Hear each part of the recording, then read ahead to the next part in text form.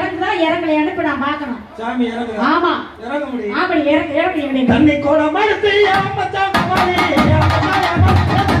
தண்ணி கமாலி மச்சான் கமாலி மச்சான் கமாலி மச்சான் கமாலி மச்சான் கமாலி மச்சான் கமாலி